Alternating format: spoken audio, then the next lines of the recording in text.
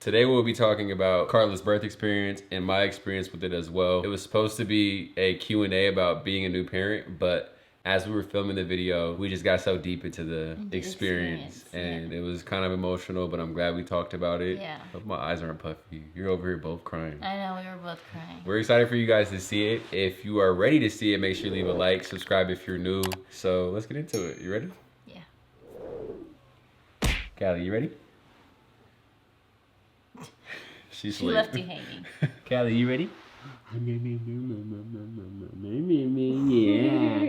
How did Karla feel about childbirth, and how did your support help her journey? I'm not gonna lie, I think out of everything, I think that was the scariest part for me. Like, just knowing that, like, the process and, like, what is actually happening to your body when you're giving birth is, like, the craziest thing. It's, like, it's mind-blowing to me. So I'm like, I was so scared. I just didn't know what to expect. You don't know until you're there and it's you. Childbirth is, overall, it is like a beautiful thing because you're bringing in this human being into the world.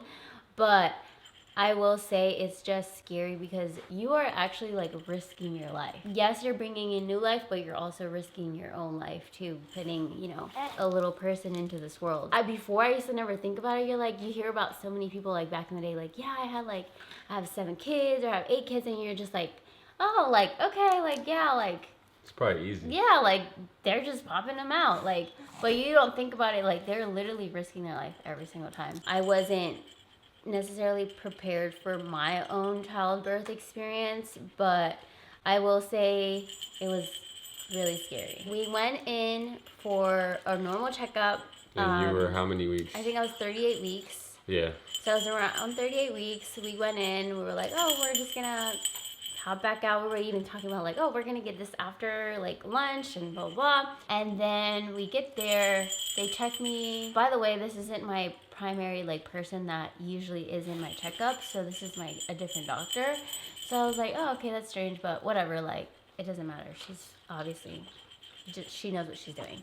Yeah. So we were sitting there, she's checking, and she doesn't really say anything, and then she's like, your fluid in your placenta is, like, really low. Mind you, I don't know what that means. I'm like, okay. Like, as she starts, like, saying stuff, but she's not really saying, like, oh, you need to get induced now. She's just explaining what's going on. I was like, okay, so I was just like, okay, so what does that mean? She's like, so yeah, you basically need to get induced. And I was like, what? And that was, like, obviously one of the words that we did learn in our class. We were like, wait, that means we have to go, like, in now. And I was like, well, can I go home and, like, get my stuff ready? And she's like, no, but he can go. Like, he can go. And I was like, oh.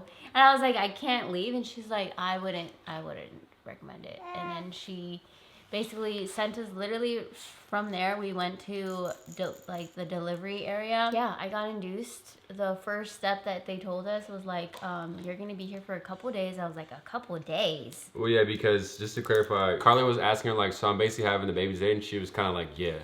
So we thought, like, that day, because it was like 1 p.m., we were like, so by tonight we'd have a baby. So it was, like, very shocking. And then, like, when we get to the other room, like, to actually start the process, she goes, like, it's gonna take about 3 days. And I'm like, so we're going from there. From the 3-day situation, they're like, we're gonna start you on miso, on these little pills to, like, basically soften up your cervix.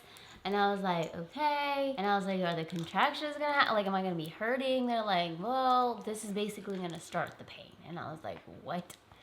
So they start me up on that same night. We're, like, nervous. I'm crying. I'm freaking out. I didn't tell my mom because, honestly, like, I was so freaked out myself that I was like, if I tell her, she's gonna freak out, and then I'm gonna be more freaked out. We kind of, like, didn't tell our family until, like, I think that night. After that, they were like, okay, so if this obviously doesn't work, we have to do the balloon.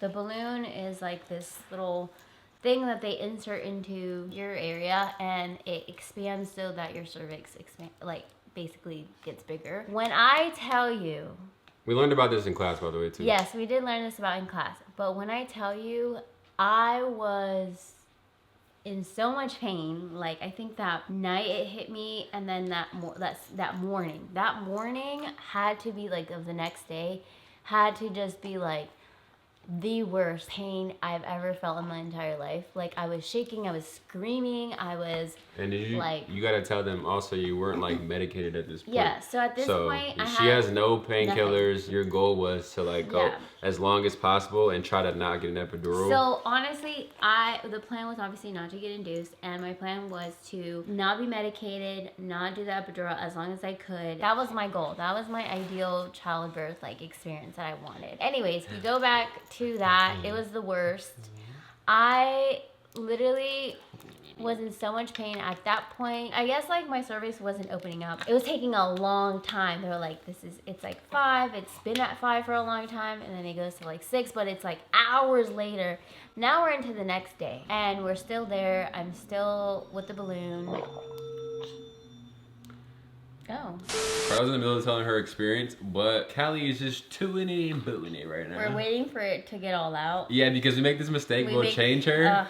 And then she'll go right after we give her a clean diaper and all of her like. Do it again. I can't imagine having a boy and them like peeing like when you're changing their diaper. You guys let us know in the comments if you have boys. How is it when you have like a newborn boy? Do they like just pee like? Does it pee on you? Do they pee on you? I'm sure they do. I'm sure they do. Cause she does the same thing to us. Back to the story. They are like saying, yeah, like it's not really opening up. Basically, oh my gosh. We might have to, let's take, this is our new life now, guys. Like when we film, we're trying to figure out how to film with the baby. It's a little bit harder, but it's, you know, this is our daughter. She's gonna be with us.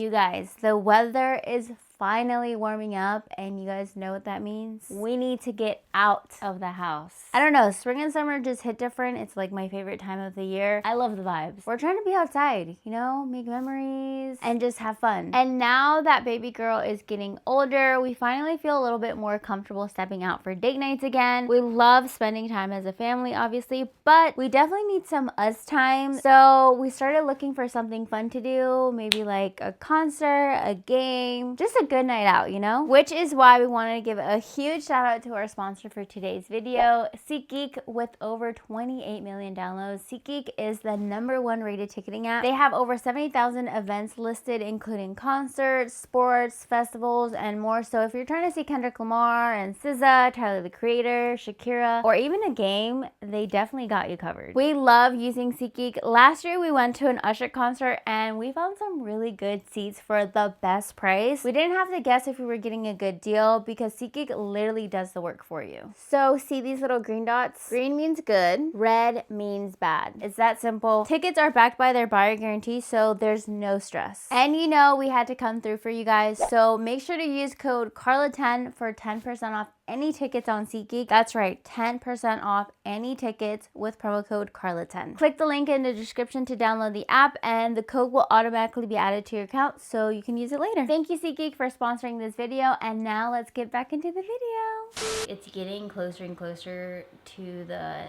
like 10 centimeters. So I think, do you remember what centimeter you took in it, the epidural? I think you took the epidural around like 7 or 8 or something like that. 6, 7, or 8. One of those, like 7 or 8, I want to say. That's after you had been in pain for like a long time. For like a day and a half.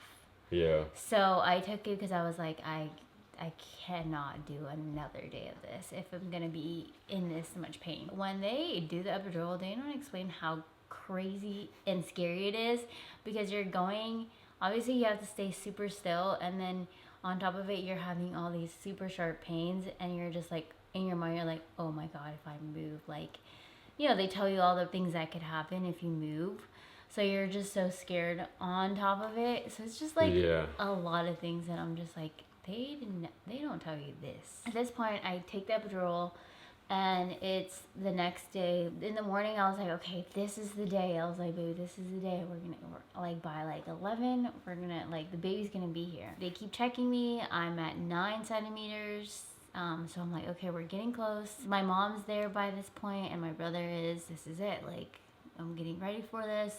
They come in and put me in so many different positions, like so many. 2 different nurses came in 2 different times to put me in these certain positions for my cervix to expand. Cayman was there, like, helping, moving me around. I could barely move. They were like literally lifting me up, all these weird, putting the ball in between my legs. Like, on top of that, yes, the epidural does work, I will say, but you still feel like the pressure. And that was going on for like hours. So by this point, I'm at 9 centimeters for 6 hours, nothing's happening. That's when the doctor comes in and she's like, for some reason I kind of knew it was coming, because I was like, why is it taking so long? I'm at 9 centimeters. Why am I not giving birth? Like, why am I not already popping the baby out? And they were trying all these different positions. I was like, something's up. Whatever God has planned for me, like this is just what it's gonna be. So she comes in and tells me, yeah, we're gonna have to do cesarean. If in an hour you don't hit 10 centimeters, we're gonna have to give you an emergency C-section. And I was like, what? Like, it hit me, but at the same time, I wasn't like in shock, because I was like, what else? Because I was just like, it was like one thing after another.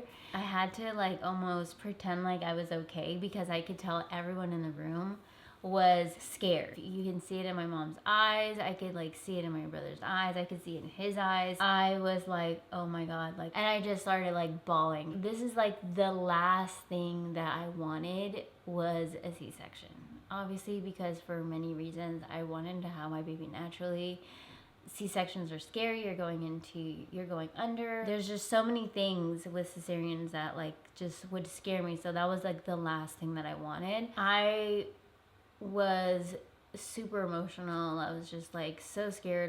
At this point I was like, is something gonna happen to me? Is something gonna happen to the baby? You're following the doctor's orders because you're just like, okay, this is the safest thing that could happen for both me and the baby. So they just were like, okay, we're gonna take you in. At this point I'm still on the epidural. Thank God I got the epidural when I did, because I can't imagine getting the epidural in that moment, being at 9 centimeters for 6 hours plus. How was I supposed to stay still? Like, because I was in so much pain. At this point, it's just so much pressure down there that like, the baby's head should already be there by now, but it wasn't. We go into the C-section, they take both of us, and you know, they have him like gear up and put all this stuff on. They walk you in, you're literally going into surgery. Thankfully, I've gotten surgery before, so I wasn't like super scared like of the whole like surgery situation, like the room, because when I got my nose done and all that stuff, you guys know, I remember some of those things.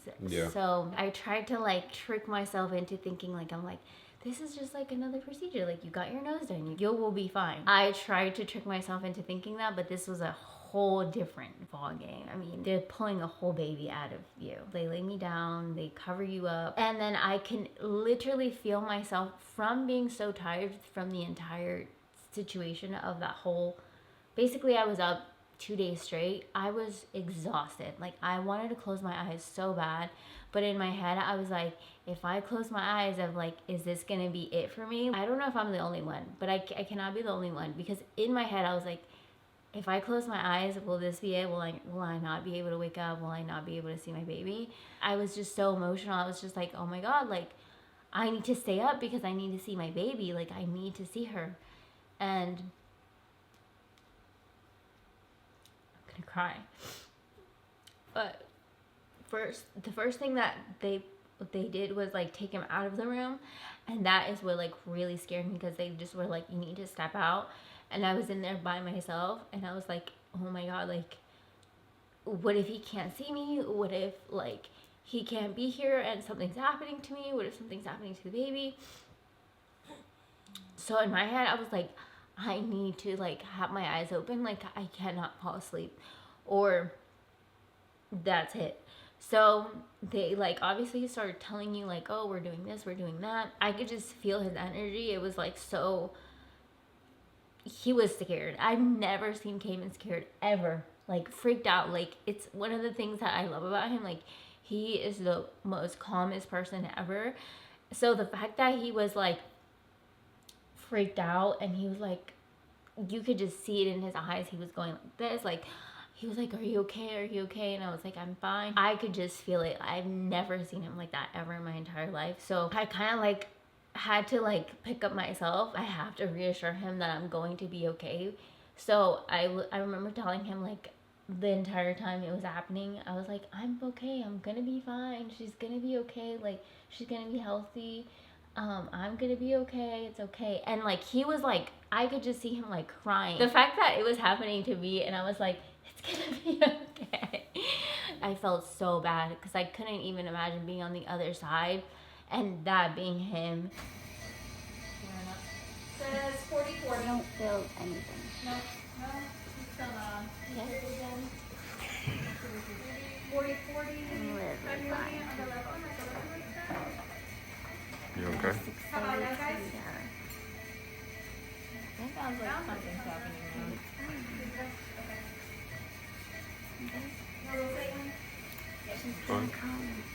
I would literally go insane. And then he's obviously can see what's going on because they even told him at some point, like, you need to sit down because you're too tall. You can, like, he could see over the curtain. So he could see everything that was happening. And they were like, yeah, you need to, like, sit down. Like, you can't stand up. The baby came and it was just amazing. And I could hear her cry. The only thing I feel is really a tug. Okay? Okay. Hi. Happy birthday. Hi, sweet. Yes, I'm still a girl. That's the timer on the corner. Oh, you're so cute. Oh my god. Timer on. Perfect. I just know it. Oh my god. So cute. Can I try and show her? Yeah. Can? Look, look, look, look, look. I can't see her face. And I was like, I can't go too far. Don't connect her. She's alright. Even though like everything was happening, like I still feel like I was so out of it. Like I knew my baby was here. I knew she was healthy. Like they kept telling me everything's fine, she's fine. They take them out of the room first. So they take them out. They're like, oh, we'll meet you at the recovery room. So I'm there, they're stitching me up and I'm like dozing off. I'm like in and out, in and out. But they're like, oh, it's gonna be 8 more minutes. And I'm like, literally there's a clock on the side where I'm laying and I'm like looking at the clock. I was like, I need to keep my eyes open until that clock turns. I think it was 2:47. I was like, I need to stay up until 2:47. Like, I need to stay up. I need to stay up. They did tell me the correct time. We're finished by 2:47. They rolled me out, and that's when I think the shakes came in. Like, I started shaking like profusely, like bad. They tell me I have a fever, and then that I have an infection on top of it. So it was just a bunch of stuff going on. I was in and out of the recovery room. Obviously, he was having his bonding time with the baby, but I literally could not hold the baby because I was like shaking so bad and I was just so out of it. So I was kind of frustrated at myself because I was like, I need to make sure she latches onto me. And they kept asking like, do you want to hold her so she latches? I was like, I can't, like, I'm gonna drop her. And mind you, I'm on the bed, I'm not gonna drop her. I was just so weak at that point. I remember them putting the baby on me and I was like shaking and I just couldn't, I wasn't even there. Like, it was just like a out of body experience. I was like, I wasn't even connecting or there. I think I got better and the infection or whatever, they gave me antibiotics and my fever went down. My fever was taking a really long time for it to go away. So that was scaring me too because I was like, oh my God, like what is next? Like, I'm like, I can't do it. Like, I was just so defeated at that point. But once we got to our actual recovery room, I think that's when I actually woke up. Somehow woke up and I was okay. My family then came in. I was honestly a lot better, but that whole experience had to be the craziest thing ever. Childbirth is a beautiful thing. Obviously, you're bringing life into this world, but has to be the scariest thing I've ever experienced. So if you would have asked me right then and there at that moment, do you want to have another baby? I would say absolutely not, because of that experience. What I know now and like my knowledge and everything and like just seeing her, I would do it again. Just like going into an appointment and thinking it's a regular checkup and then basically telling you that you're gonna have a baby in the next couple of days is like a very crazy thing to hear. Like, it puts you in this mood where you're almost frantic and you're kind of panicking a little bit because that just was not the plan. The plan was something completely different, and we're also not doctors, so when we hear a doctor tell us something, like, we're gonna believe them, we're gonna like trust in them. So when they told us that she had to go in it was shocking. And when they told me like I was the only one that okay, let me clarify. They didn't say we had to stay there. Like we had an option. We could have went home. Like we both could have said just no. Like we could have said no and left. But obviously we weren't gonna do that. So I didn't even want to leave her at the hospital. I stayed like as long as I could before like I realized like we didn't have our hospital bag. We didn't have any of our change of clothes. Mind you, the good thing is we had packed our bag like 3 days before. And I remember posting a story on my Instagram and I was like, baby can come any day now. And then this is why you gotta be careful about what you be saying. Cause I feel like there's power in the tongue. But all that happens and we're kind of in the room and like emotions are high. I'm freaking out, but I'm really trying to stay calm for her because I feel like you were freaking out more like outwardly with your emotions. So I feel like we both couldn't be freaking out. We both couldn't be like, what the fuck? I was freaking out and I know you could tell I was freaking out. I was just really trying to hold it in and trying to be like a support system and like not be the one freaking out. It was just really hard. So when they put her on the miso and she started having contractions, she was honestly pretty chill. So in the beginning, she literally was smiling. We made like 5 TikToks. So the TikToks you guys might have saw us doing were during that phase and everything was going very smooth. That next day, I think that's when your contractions started to get a little bit stronger. And I just realized as the guy who's like very supportive of you, I realized that I really couldn't do anything. Like the process was starting and like the only thing I could be was just very supportive. And up until that point, I felt like I still could be very supportive because like I could help calm you down, the things going on in our class. Yeah, we did. And it was going pretty well. When they gave you the balloon, I think that's when things got really difficult because I don't think I saw you like in that much pain before, I think ever. Yeah. You know, like we've been through a lot of stuff. We've been together for 8 years, so I've seen Karla go through a lot of things. But you know, when you love somebody and you have like this connection for this long, I feel like when they're in pain, you're in pain. Even though it might not be physically, because you're so connected and you care so much. In my eyes, I'm like, I wish I could take some of this pain away because like we could take it together or something like that. Like if I could just switch bodies, like I would just want to like take away something because she just looked like she was helpless, you know? At one point, like I know I made a joke like you were crying for your mom, but she dead ass was like, you know, as a human being, when you're in so much pain and you're crying out for like your mom, you're almost in like a fetal, like you're just, that's how you know you're really vulnerable and you really are going through it. And I could see that. At this point, it's just me and her, and I felt like up until that point in our lives, like I've been able to support you through like a lot of things the same way you have for me. Then I realized that's when I was kind of like losing this control of the situation. Not that I like having control, but I like to be able to like problem solve. Like whenever Karla has an issue, I always try my best to like find a solution. 99% of the time, that's what I'm really good at. And I think that's why we have this good balance. So when I realized that like she was in pain and there was almost nothing I could do, like no amount of like rubs, no amount of like, you're good, like can stop like a crazy contraction. And then like also her having this balloon in her cervix. Mind you, I saw them do all this too. So you're experiencing it, but I'm seeing it from a different perspective. So like I see what they're doing to her and it almost makes me like frustrated and upset because I want to trust what they're doing is correct, but I also see how much pain she's in. And I think once they took that balloon out and I saw them take it out, it was honestly just crazy. I didn't see it. Like so she didn't see half this stuff. They told us, especially in our class, that someone has to speak up and be the voice for you when you can't. Like while she's going through all this pain and she's going through everything that she's going through, like someone has to speak up for her and kind of make some of these decisions. So like that was my role. Whenever they were putting her in pain, I'm like, damn, is that my fault? Like should I have told them to not do that? So just a lot of back and forth. So back to my point, like I felt up like up until that point I was helping her out, but then there was a point when they took it out, a lot of the pain just started rushing to her even harder. And as things progressed and as she was more and more dilated, the pain ramped up. And I feel like I just saw you, you just like almost became like super helpless. And I feel like you were just reaching out for like anybody that could like give you some comfort. And it was just hard to see. Like it's hard to see, you know, the person that you love in that position. Back when I said about how like I feel like people don't really care about the male experience, I feel like we have a bad rep. And I feel like the bar for men is so low. I'm not talking about the guys that are good dads. I'm talking about like, you know what I'm talking about, right? There's some guys that go into that situation and they're playing their PlayStation and they're sleeping the whole time and they're not really supportive. Yeah.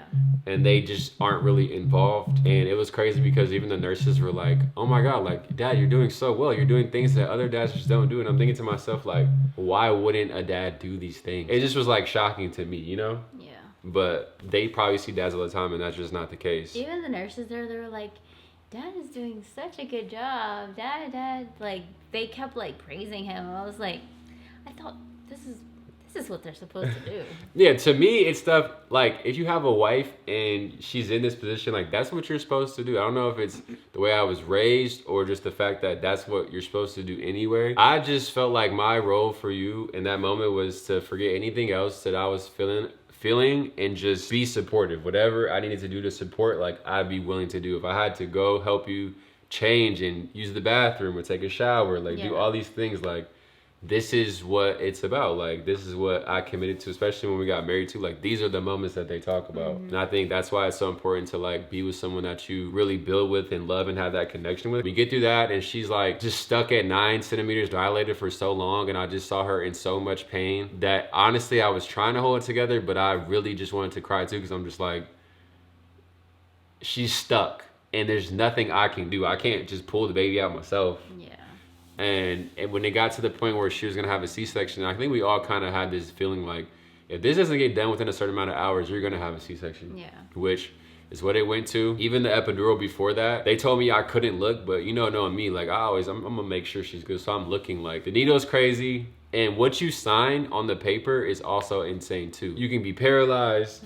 Like she could have got the epidural and then she could have never walked again. You know what I'm saying? There's like so many things that you have to make a split decision on, and it was scary. So even signing the papers to go to the C-section, it's like obviously talking about like death and like things that could happen. Like, and so I was just so scared. Like genuinely, I was so scared. They kind of wheel her out to the room and like we're all walking together, and I feel like I was like still scared, but I was like, or at least like we're together, I can like be there. And then they tell me like, oh, you gotta go over here. Like, so they put me in some random ass, like, I go through like these double doors. So Karla goes through a door over here and I go through these doors over here, and I'm just sitting in this thing. Like there's literally nobody in this space. Like the whole time I'm just by myself.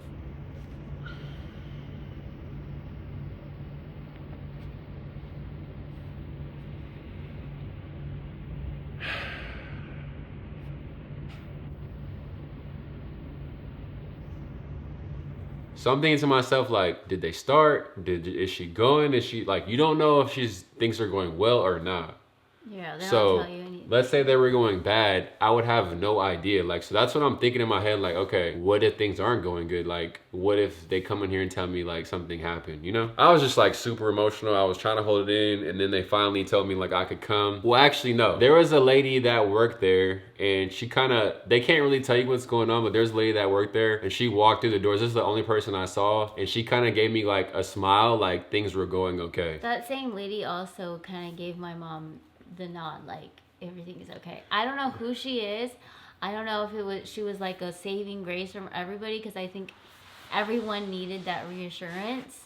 Yeah. Because I think my mom, well, from what she told me, she and my brother were like crying like crazy once they left me to go to the cesarean. That lady like probably went around, like probably saw you and my mom in distress and were like, probably like, okay, like let me just tell them, like give them a, a thumbs up or something. She obviously worked there, but maybe that was like angel in disguise or something. Who knows? Like these things all happen, right? So she kind of gives me this smile, and like it made me feel so much better knowing that she was okay. So yeah, back to this thing. I'm outside these doors, and like then finally they let me come back in the room. So when I go into the room where you're getting a C-section, like obviously she's laid out on the table, and when you first look at this, it just looks crazy, right? I'm looking at her face and I'm like, first of all, like, is she all right? Like, is she good?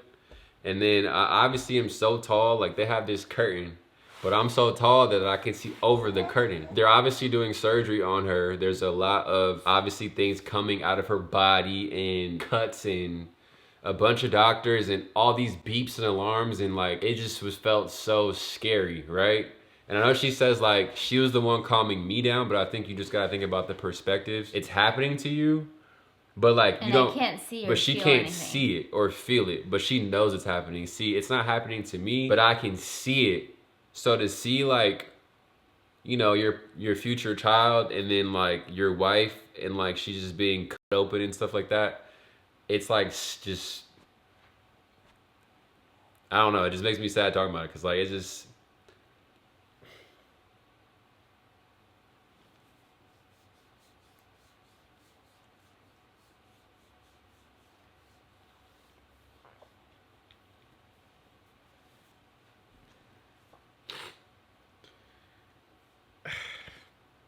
People say they swear they never see me crying here. That's funny as but like,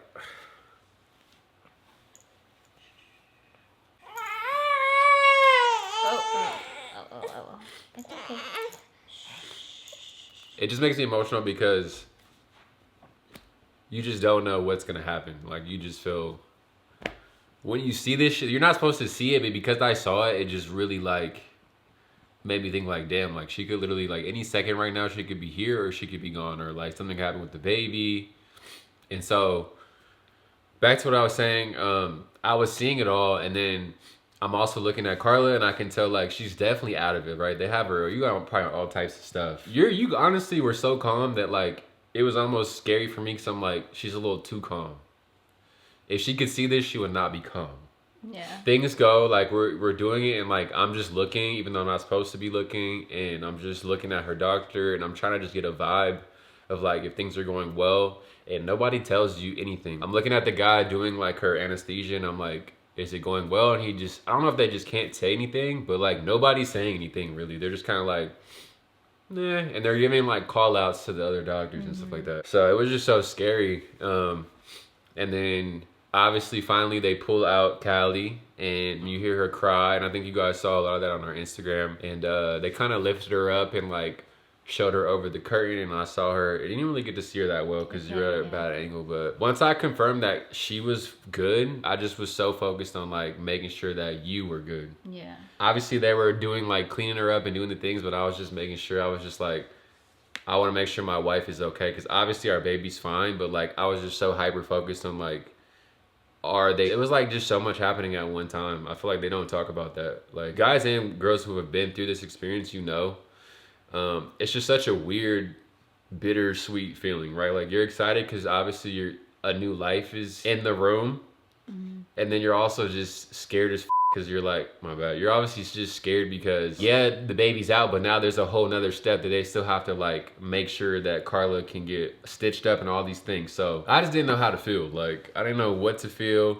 And in the movies, I don't know, they don't really be talking, like they don't talk about how hard this really is. Then they had me do a lot of the things with Callie that I just felt like as a mom, she should have had the right to do. You know what I'm saying? Like just seeing her for the first time.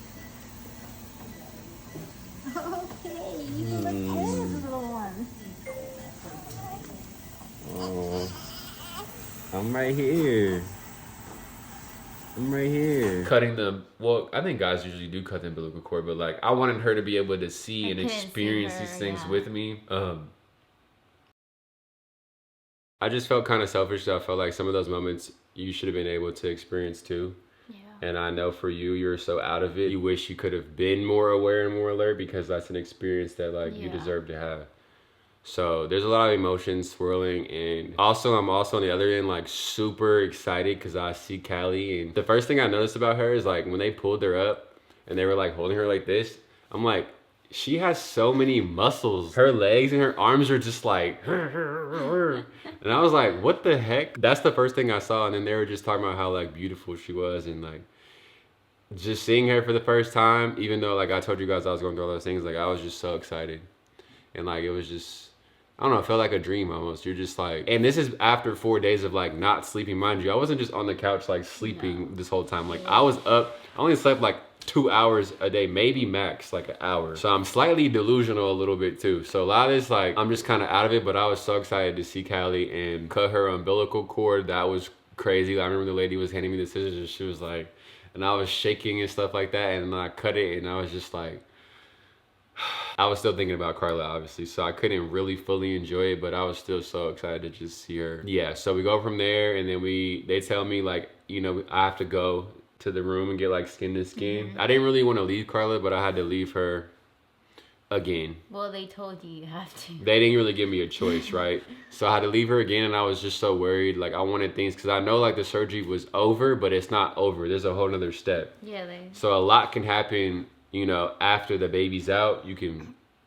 I'm not gonna go into it, but there's just a lot that can go wrong. Yeah. That's all I was thinking about. Even when I was having my skin to skin, I'm like trying to enjoy the moment, and the nurse is like, "Are you excited?" And I'm just like, Yeah, but I'm thinking about my wife because Callie was literally fine. Like there was nothing. She came out perfectly healthy, no issues. Yeah. Everything was good. All her levels looked good, her vitals. So I'm just thinking about Karla. Like, obviously this is my first baby. Like this is my baby right here. So we go through like 10 minutes of me just having my skin to skin, and they tell me before she gets there that Karla has like an infection and she's fighting like a super high fever. Your temps were super high. So when they brought her out, she was just shaking a lot. Like she was shaking kind of uncontrollably. Yeah. I don't know if like, what did you feel like? Was it like chills? You kind of explained it earlier, but like it was like nothing. It wasn't like cold or anything. It was just like my body was just like, you didn't have a choice. Like it was just shaking. You're kind of like in shock. I mean, that's a lot. And this is after like she had Callie, like her head was like literally about to like peek out, and then that process stops, and then she goes a whole different way. Yeah. And this is after like 3 or 4 days of just no sleep. You're drained. So when they were fighting the infection, I remember like helping you like hand her to you to breastfeed, and I remember like I was like kind of like Karla, and like I think you were just so out of it that it was so hard for you to like even get her to latch at first because you're just like. I feel like you didn't even know like where you were. Yeah, I was like, what is going on? Like, I knew that it was important for her to latch because like in my head I was like, I need to like get up. Yeah, because like, you remember. I need to get up and I need her to latch. Like I knew that this was important, so I was like, I need to make sure that like I get up and like she does this because like she needs to obviously feed. Like it was such a haze. Like I don't really know what was going on, but at the same time I was processing everything and I was just you just went through a lot. I just was like, what is going on? Like I have like, what is going on now? A baby's here and I have to like get up and I need to like be a mother, like like put all my pain, and like all of that away and just like focus on making sure that she's like gonna be latched on. And I think a lot of moms could probably relate to that feeling of like going through a C-section and then not being able to hold your baby immediately, and then not being able to be there. And maybe I know for some in our comments, they were telling us that like some were put to sleep when they got their C-section and they didn't get to see, and then like their baby's just there. Like I feel like when it comes to the cesarean stuff, like I think the reason why I didn't want to do it for a lot of reasons, obviously, but one of them being like, you don't really get to be with your baby like right away. When you're giving natural birth, they put the baby right on you, like right away. You're feeling the baby, you see the baby, and you're a little bit more aware and you're alert of what's going on, with obviously the cesarean, you're just pretty much drugged up, you're like, or have all these things that you're like kind of incapable of doing it physically because there's so many meds in you. I'm glad that at least you were there. I was like, okay, at least he's there to make sure that she's okay, like I knew that Callie was gonna be fine because I was like, her dad's there, but I didn't even get to see her. I was like, like she came out and I was like kind of sad that I didn't get to like see her right away, but I mean eventually they did put her on me at some point. She was just like staring at me. I was like, oh my god, like this is so crazy. Yeah, it really is. Seeing something that like you created with someone, and I think for us too, like there's so much love. Even though that wasn't our plan, I feel like she was created in love, Yeah. You could feel it immediately. Like, I can't believe this is my daughter. She's like, and she was so, like her eyes were open and she was looking around. I'm like looking around. I'm like, how do you? I thought babies don't even like. I thought babies like don't even like look at you for the longest. Yeah. But just to go back to also like your experience too with the C-section, I feel like because I see some moms that get shamed because they didn't have a natural birth or they got a medicated birth, or no matter what way you gave birth, it doesn't make your experience any more or less than anybody else's. Like you're just as much a mom as like anyone, because I know they kind of like. I've seen where like a girl said she got a C-section and in the comments there's moms that are like, oh, you didn't really have the full experience. I feel like you were so strong, and even though you were out of it, I know you were really giving 150% to like still be there, because I know you wanted to just go to sleep probably. No, I wanted to just like, but in my head I was like, I cannot do it. Like I need to just be up. It was just things that go through your head that I was like, I need to stay up because I'm like. And they were like, no, you can go to sleep. Like, it's fine. Yeah, you can but rest you now. like, I was nuh-uh. like, hell no. Going from like that recovery room into like the real recovery room, I think that was a whole another step that we were not ready for. Mind you, she just had a C-section and you're still in pain. Yeah. You're learning how to really breastfeed, and she's learning how to latch and actually feed like normally. Yeah. It took a little bit, but you got it down pretty quick because we learned in our class too. Just the whole process of even helping you like walk to the bathroom and helping you take a shower and changing like Literally, I was changing both the diapers. My diaper.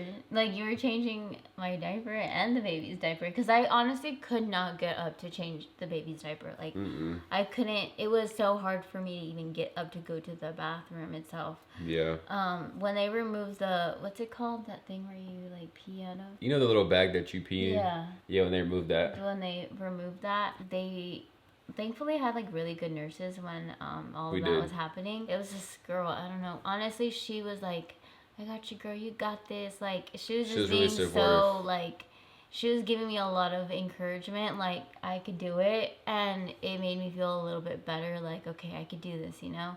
Having to get even up to hold the baby, it was like, you literally feel like you're gonna, like your insides are gonna like literally come like spill out. Like, literally, I felt like that was gonna happen.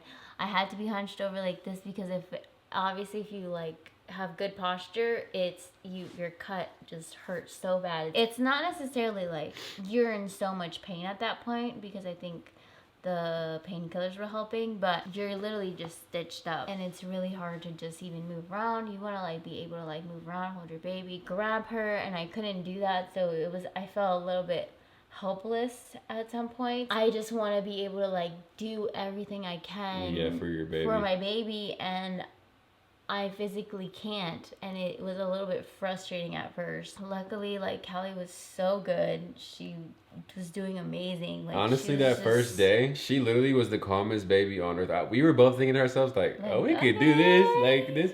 And it's funny because the nurse came in and she was like, just so you know, tomorrow you have a different baby. And I'm thinking to myself, like, what is that supposed to mean? Like, what? Because it was hard to, like, it's harder for you, of course. But, like, you changing your diapers and stuff, taking a shower, like, but those are things I got you. I don't care what you got to do. I'm gonna ride for you regardless. That's nothing for me to help. Not your experience, but me to help is nothing. Like, I'll do that even if it wasn't that. Yeah. But I think the lack of sleep is something that, the sleep deprivation is something that you have, like, people always were like, look, enjoy your sleep, get it while you can. But there's no amount of sleep you can get while you can to prepare you to not sleep for 5 days. Yeah. And I'm not joking. Me and her dead ass slept in 5 days. Total, it was probably like 3 or 4 hours of sleep. No, literally 3-4 hours. So that first night, it was actually not that bad because she was pretty calm. Yeah. They helped us change her diapers at first. They were helping feed. They were like helping us with everything, right? The thing that was hard though is that they come in and out the room every like 30 minutes and they're knocking on the thing. Like, what were they saying every time they came in? We used to always say it as a joke, but like they'll come knock while you're supposed to get sleep and rest. They'll knock and ask you a million questions. It's so funny because you're right. Like they'll be like, "Get your rest, get your rest, sleep." But they come in 10 questions every hour. You like, dude, I was just falling asleep. So that second day rolls around and Callie's it is a different baby. She's like crying a lot more. We have to do a lot of our diaper and stuff. Like everything that they were doing for us, we kind of were on our own to do. We could call and they'd come help, but they kind of encourage you to like learn how to do these things. But thankfully, like, you could call, be like, hey, could you help me do this? Yeah, help me do the diaper. Or no, it was the swaddle that was really hard. It was the swaddle for us, yeah. Because every nurse does they were so nice. Like, they were honestly really cool. Yeah, I think at that moment, I think we both were still kind of in shock, like, seeing her. I know, like, we were both just looking at her and just, like, we couldn't believe going into, like, a regular appointment that, like, that was our life now. Like, our life changed. Yeah. The moment like you started to get induced, I was like, my life has changed. The moment you were pregnant, obviously my life has changed, but like. Though when it's like actually happening, you're like, my life is really changing forever. Changed forever in the best possible way. And yeah, I think after that, we were just ready to come home. I was so ready to go home. We were so ready. I was like, oh my God, please. And obviously they had to keep me in an extra day because I got the infection, so they had to make sure that I was completely cleared and my fever was good. Yeah, they basically dispatched us and we were just so excited to like get home. I was so excited to go home. But at the same time, our dogs meeting There's a lot. Callie was a hot mess. Like, The dogs are really bad. the dogs were not feeling it at all. They were like, who the F is this? But they were just kept barking at her because they were like, what is that? I don't know what they thought it was.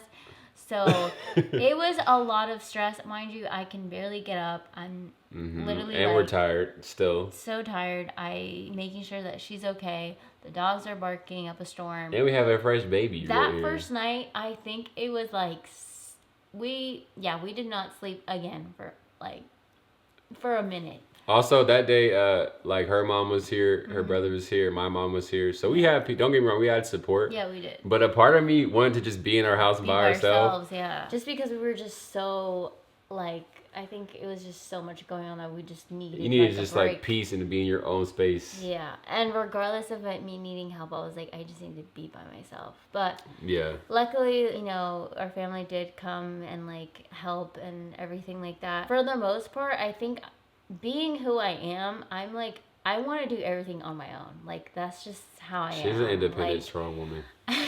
Not that I didn't want them to, but it's just like I wanted to figure it out. I wanted to figure out being a mom, and I needed help maybe in other areas like the house or the cooking or something like that. Like, that's where I mostly needed my mom and stuff, and my brother and your mom.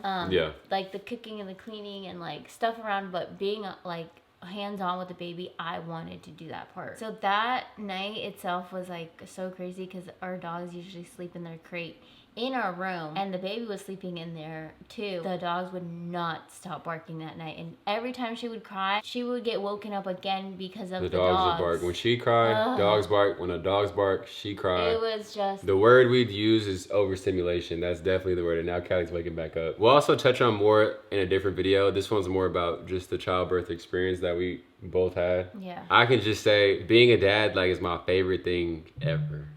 I think life is like, it's so fulfilling.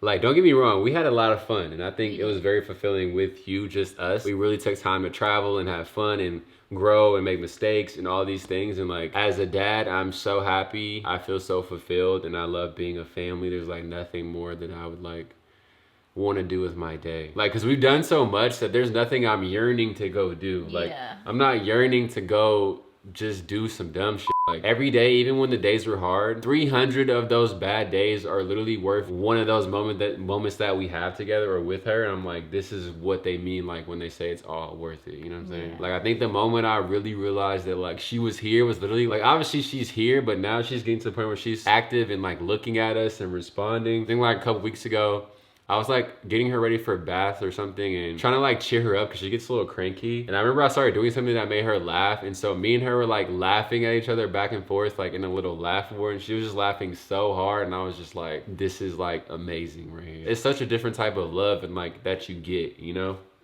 We were laughing and like I was looking at her and she was laughing at me back and forth. She was just looking at me right in my eyes and like, I don't know, I felt like she just knew like I was her dad, and I'm like, this is my daughter, like this is like we helped create this right here. Like, it didn't really hit me because we were in such a like zombie mode, we were in survival mode for like so long, and it was so hard. And we'll touch on that phase too in a different video, but I would do that a million times again just to have moments like that where we just connect like that. Yeah. And that's what I look forward to every day. So I just want to say, you as a mom, I'm so proud of you for going through that. You're a really good mom. I think even though you kept doubting yourself, I knew you had it in you. Like, duh, this is wife right here. Duh, she's been wifey, been mom, mother. But serious note, I just want to commend you because there's a lot that goes on, and I think you've really given it your all times 1,000. Yeah, I love you guys more than anything else ever. Love you too. You know, my experience, obviously, I don't want it to scare anybody because I think a lot of the times when you're pregnant, especially, I feel like I personally was like not the type to be like, I don't want to hear anything bad. So I don't want to scare you. I think at the end of the day, everyone is different, and every childbirth, I'm sure every kid that I do end up having will be different. Yes, it was like really, really hard to go through all of that, all the emotions. Like, it was such a roller coaster of a ride. It's like the unexpected. You don't know what's next. I would just do it a million times over and over. Like, just seeing her every day is just, it makes my day every single day. Like, I feel like so connected and in sync with her that I'm like, I don't know, it's just, I feel like me and her have finally have grown into having a bond, because obviously the newborn stages, I feel like they're just, you know, they're little, they don't know what's going on. But now that she's getting older and she's more aware and she can see me, and she smiles, I'm like, oh my God, she knows who her mom is, you know, like, and she'll smile. She'll like smile back at me, and she'll know that, like, so cute. She feels secure with me, she feels safe, and that's all I ever wanted. I don't know, it's just like the most amazing feeling in the world. And I know I would always hear this back in the day. Before having a kid, I'd be like, okay, hey, what you talking about? Not even whatever. It was more of like, I just didn't know. You don't know till you go through it. Till you're there, because like, you really don't know the feeling until like it actually happens to you. I think before I was just like, oh, okay, yeah, you hear it, you're like, eh.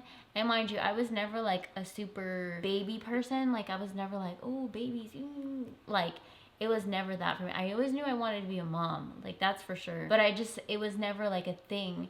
But now with her, it's just, you get it. I get it. I completely get it. So you ready for baby number 2? Yeah. Yeah? What you mean? Oh, no, we not ready yet. I'm gonna be real with y'all. Not yet. Not yet. Give us a couple Give it a good little bit. But no, we definitely want more for sure. The feeling is just unmatched, and we love her so much. So grateful for her. The highlight of my day is just waking up and like seeing her and just smile. She'll just smile as soon as she sees me. She wakes up, she's like, she just smiles, yeah. and I'm just like, this is what it's about right here. This is it. It's the cutest thing. Like, lately, now she wakes up and she sees her dad, and she's like, I know, she'll smile at me so hard, and I'm just like, this really is my daughter right here. She's so smiling and happy all the time. I'm just so excited for what's to come up next. Me too. Like, I don't know, her getting older and just like getting to do different things with her. Just seeing her grow. Just seeing her grow, and like all these little milestones that I see, I'm like, oh my God. We're excited to be parents and see her grow and be a family. And I feel like the timing is so perfect. Shout out to God's timing. Like, everything is just falling into place. We're excited, and even though we don't know everything, we're really trying our best to become better parents every single day, and we really put in effort. And some days we have bad days, some days we have good days, but we help each other make up for it, and we're riding to the end. I'm excited. We gotta pop out at least 4 more. 3, no, we said we want 4, so 3 more. But we'll see when that happens. But for now, that's it for this video. We were supposed to answer questions in this video, but then it turned into like the experience, and I feel like the experience needed its own video. We appreciate you guys. Thank you for all the support and the love you give us, and you've shown us. You guys have like grown up with us throughout the years. Even if you're new here, shout out to you. Make sure you subscribe if you haven't. We will continue our journey, and we're excited to take you guys along with us. So we'll see you guys next time. Callie's smiling. She's half asleep, but she say bye too.